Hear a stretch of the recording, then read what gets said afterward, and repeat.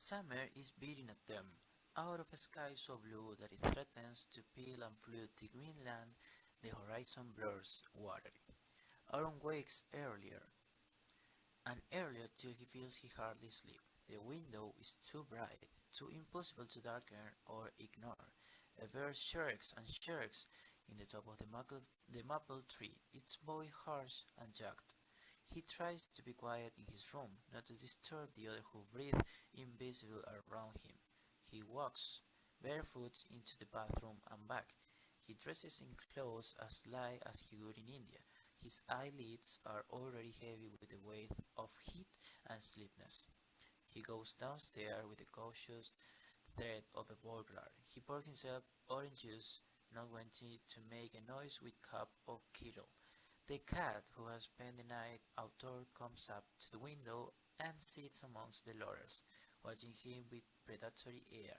The house rings with emptiness. Has everyone left already, or are they asleep? When he returns from the library, Mrs. Patton is there. He has to walk past her because she is sitting in the yard, in a deck chair. Her eyes are covered by large dark glasses. She is wearing clothes so minimal that they cover only a few inches of her chest and hips. The rest of her flesh is bare to his gaze. It seems to be frying in the sun because she has spread quantities of oil over it. A large bottle stands beside her in the grass, and it gleams brown and shiny. Her feet in sandals are stretched out in front of her. She has painted her toenails and started crimson. She breathes in and out deeply as if she were asleep. She might have been on display in the food market, a special offer for the summer, gleaming with invitation. Almost one might see a discount sign above it. Arun hopes to get past without being heard, but his shoes crunch upon the gravel and she stared instantly, lifting her head to gaze at him. She takes off and waves her glasses at him with an unfamiliar, expansive manner. Arun, she calls. Hi, I'm sunbathing. Arun. He would like to disappear. He does not even want to glance in her direction. It is like confronting his mother naked. When he glances as he must, he cannot help staring at her limp breast that fall into pocket of mauve plaid cotton, freckled and mottled like old leather, or at the creases and wrinkles cut into the slack flesh of her bare belly, grey and soft as if cut into felt. Mrs. Patton, why? He croaks, hi, and, and hurried past, but hears her sing out, oh, Arun, just try this. The song's glorious. It just irons your troubles right out. When he bursts into the kitchen, his face purplish from the strain of all of his turbulent feelings, he finds it is no longer empty either. Melanie is seated at the table in much the same costume as her mother, although in her case it is much more fully packed and filled. Her bare legs are locked around the chair legs, and her face is lowered, along with string of air, into a tub of ice cream which she is rapidly spooning out. It is the chunky monkey her mother bought. She stops when Arun enters and holds the spoon suspended, a globule of yellow cream slipping up her fingers.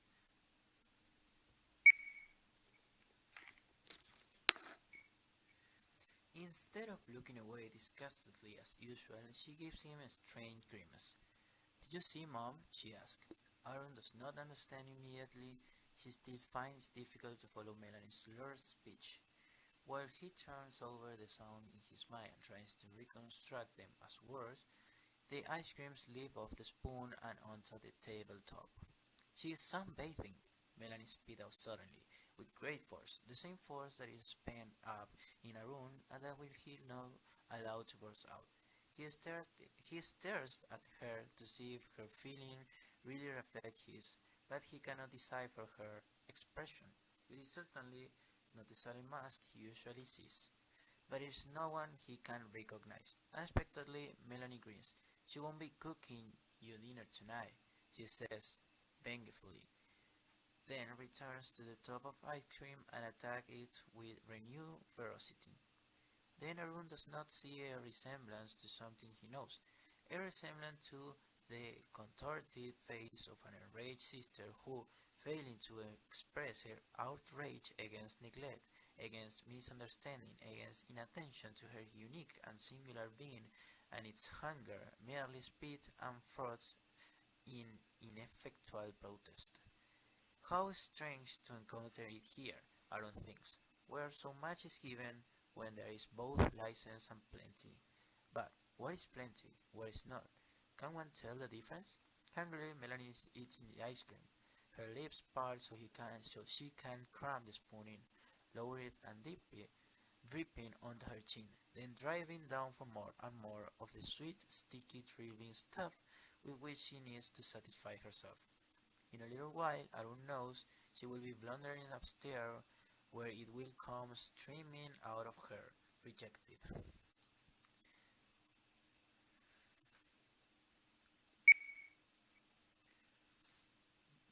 Dinner for Arun. She does not set out to fetch food for her family either. She seems sunstruck, bedazzled, as she spreads herself on the sagging canvas of a deck chair, or sometimes on an immense towel laid on the grass, rousing herself only to tip more oil from a bottle into the cup palm of her arm and smear it over her shoulder, her legs, her neck, the back of her arms, and her elbows.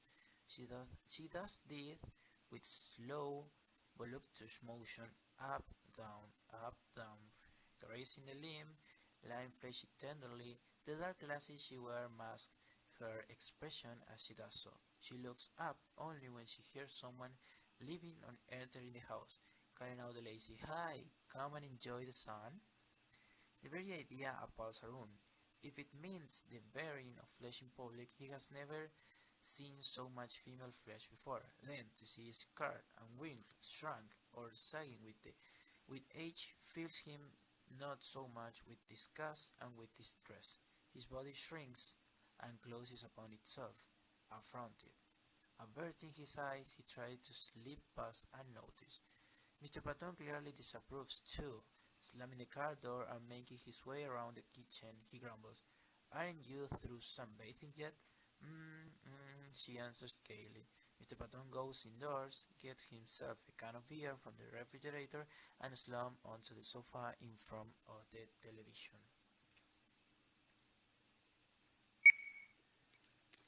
There is a kind of desolation in the kitchen now, where once there had been so much bustle and activity, such ambitious brews and novel odors.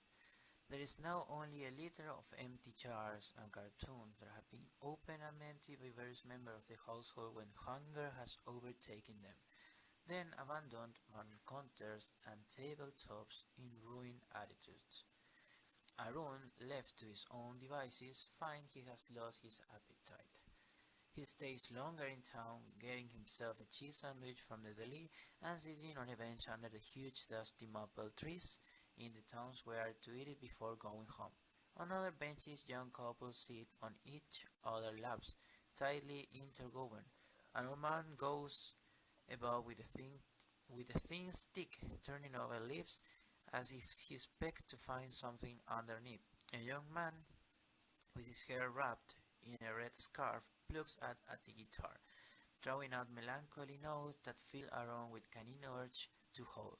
Once he wanders into the cinema and sits among the popcorn eaters, suffering through a film about a large rabbit that enters the world of human beings and proves their equal. On softened out, he runs into one of the Indian students at the university. They are embarrassed at finding each other at such a show, alone. The others in the group have gone on a trip to Washington, he learns, to look at the sights. They will not be back till all the students return, on Labor Day in September. It is difficult to believe that the hands of the town hall clock will move forwards, and the calendar on the brick wall behind the counter of muffins and donuts in the devil will lose its pages one by one. The summer seems arrested in the sky, stalled in its great race of heat, too dispirited to move. The trees wilt, thus weigh down their leaves that leave achieved full span and can unfold no further. At dusk, he makes his way reluctantly. The long miles to Bywery Lane, past dark yards where the smoke spiraling up from all the barbecue fires smell of charred flesh, of food that is spoiled. Cicadas rap relentlessly and mosquitoes come swarming out of the woods, out of the wilderness. It was there all the time, waiting, and it has taken over the town, the household, Mrs. Patton.